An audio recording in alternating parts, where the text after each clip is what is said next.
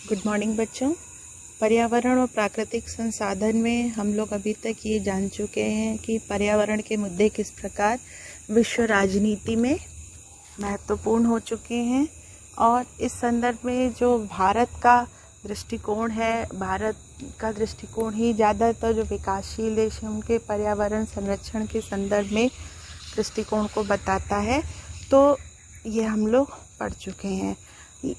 आज हम लोग ये जानेंगे कि जो पर्यावरण का संरक्षण का जो इशू है वो सिर्फ देशों तक संबंधित नहीं है। पर्यावरण संरक्षण से संबंधित जो आंदोलन हो रहे हैं वो उसमें गैर सरकारी एफर्ट्स या गैर सरकारी प्रयास भी उतने ही महत्वपूर्ण हैं जितने सरकारी प्रयास। विभिन्न वैश्विक आंदोलन या विभिन्न स्वयंसेवी संस्थाएं ये इस बात का प्रयास कर रही हैं कि पर्यावरण का संरक्षण हो, और इसके लिए विभिन्न प्रकार के आंदोलन चलाए जा रहे हैं जो आज हम पढ़ेंगे।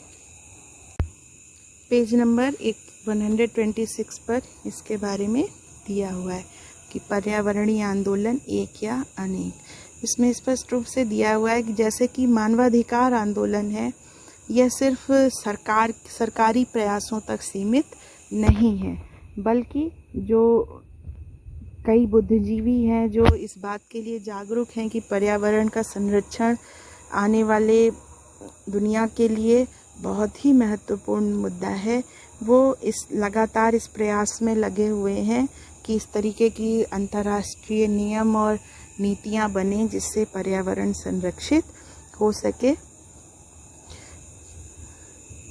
जो सर्वप्रमुख इसमें आता है वो है जो प्रमुख मुद्दे इन स्वयंसेवी संगठनों द्वारा उठाए गए हैं, उसमें वन आंदोलन, खनन उद्योग और बांधों के विरुद्ध जो आंदोलन चलाए जा रहे हैं वो है। सबसे पहले वन आंदोलन। वन आंदोलन मतलब वनों को काटने का विरोध। जो विकास के नाम पर वनों को अंधाधुंध जो उनकी कटाई होती है उसके कारण पर्यावरण काफ़ी नुकसान से उठा रहा है। जो कृषि भूमि है वो ख़त्म होती जा रही है, बारिश कम होती जा रही है, पेयजल ख़त्म होता जा रहा है, तो इस जैव विविधता पे असर पड़ रहा है। तो ये इस बात के बहुत आंदोलन चले कि जो जंगल है उन्हें अंधाधुंध तरीके से विकास के नाम पर, इंडस्ट्री के नाम पर ना काटा जाए, उनकी रक्षा की जानी चाहिए। जो मेन देश हैं वन आंदोलन के लिए, उसमें यहाँ पे नाम दिया है Mexico, Chile, Brazil, Malaysia, Bharat. इन सब देशों में इस तरीके के आंदोलन चले हैं। जैसे अभी आप पढ़ेंगे भारत में चिपको आंदोलन चला था, वो इसी बात को लेकर था कि वनों की अंधाधुंध कटाई ना की जाए। जो दूसरा प्रमुख मुद्दा है वो है खनन उद्योग से संबंधित। खनिज उद्योग क्या होता है यहाँ पर दिया है। खनिज उद्योग के अंतर्गत जो कंपनीज़ हैं, जो फैक्ट्रीज़ हैं, वो धरती में या पहाड़ हैं या समुद्र के अंदर भी जितने भी प्रकार के खनिज मौजूद हैं जो मनुष्य के उपयोग में, उसके औद्योगिक उपयोग में आते हैं, उन सबको निकाला जाता है बाहर और उसे यूज़ में लाया जाता है। उसका नुकसान क्या होता है ये यहाँ पर दिया है। उसकी जो खनिज हैं उनको जलाने से, उनके विविध उपयोग से प्रदूषण अत्यधिक होता है। दूसरी बात, जिस जमीन से खनिज निकाल लिया गया वहाँ की जो स्थानीय वनस्पति है वो विनष्ट हो जाती है। कैसे? अगर आप कभी पहाड़ों पे जाइए तो देखिए आपको बहुत से ऐसे पहाड़ मिलेंगे जहाँ आपको कभी बहुत हरे भरे रहे थे, लेकिन खनिज निकालने के लिए, वहाँ से कोयला निकालने के लिए, अन्य खनिज पदार्थ निकालने के लिए उन सारे पहाड़ों के वनस्पतियों को काट दिया गया है और अब वहाँ सिर्फ पत्थर दिखाई देता है। तो स्थानीय वनस्पतियों का विनाश होता है। उस स्थानीय वनस्पतियों के कारण जो वहाँ रहने वाले विविध जैव जंतु हैं, जो वहाँ का पर्यावरण जो उस वनस्पति पर डिपेंड करता है, उस सबका भी विनाश होता है। इसके अलावा जो रहने वाले जन समुदाय हैं, जहाँ पे माइनिंग शुरू होती है तो उस जगह जो लोग रहते हैं स्थानीय समुदाय उसे भी वो जगह छोड़कर जानी पड़ती है। तो इन सब के कारण जो है खनन उद्योग, अंधाधुंध खनन का भी विरोध किया जाता है। इसके लिए आपके यहाँ पर ये जैसे ऑस्ट्रेलिया में है या बांग्लादेश में है, किताब में विविध उदाहरण दिए गए। अगला जो इशू है वो है बड़े बांधों का, जिसको लेकर काफ़ी विरोध आंदोलन चलाए गए हैं। पिछले साल भी आपने विकास नामक चैप्टर में ये बड़े बांधों के नुकसानों को पढ़ा था कि बड़े बांध बनाने के चलते जो एक बहुत बड़ा एरिया है जहाँ लोग निवास करते हैं, वहाँ के स्थानीय निवासियों को विस्थापित होना पड़ता है। इसके अलावा जो वहाँ की वनस्पति है वो सबमर्ज हो जाती है, वो विलुप्त हो जाती है।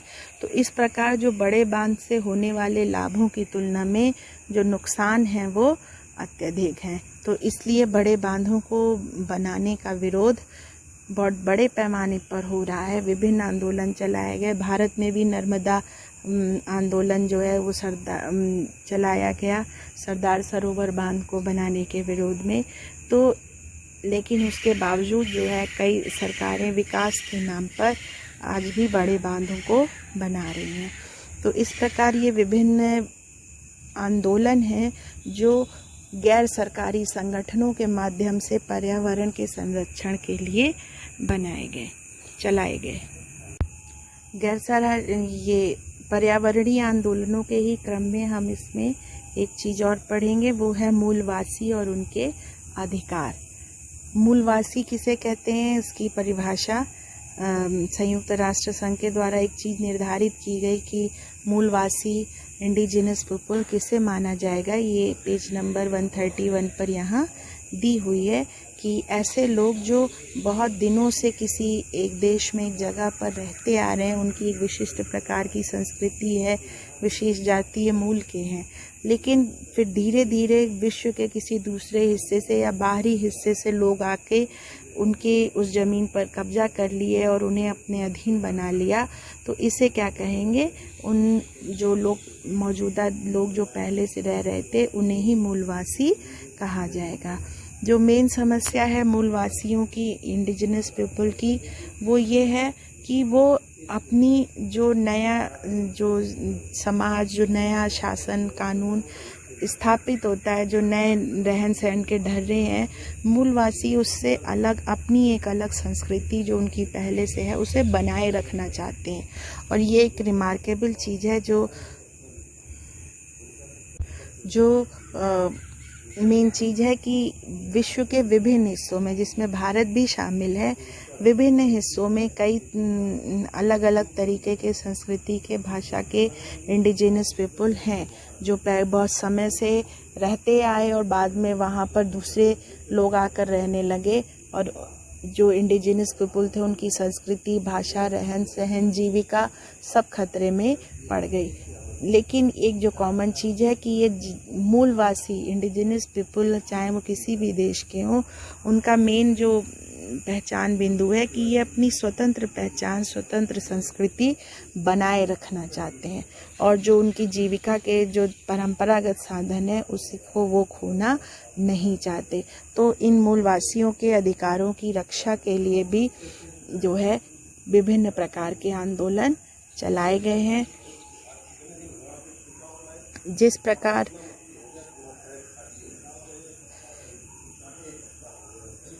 प्रकार यहाँ पर दिया हुआ है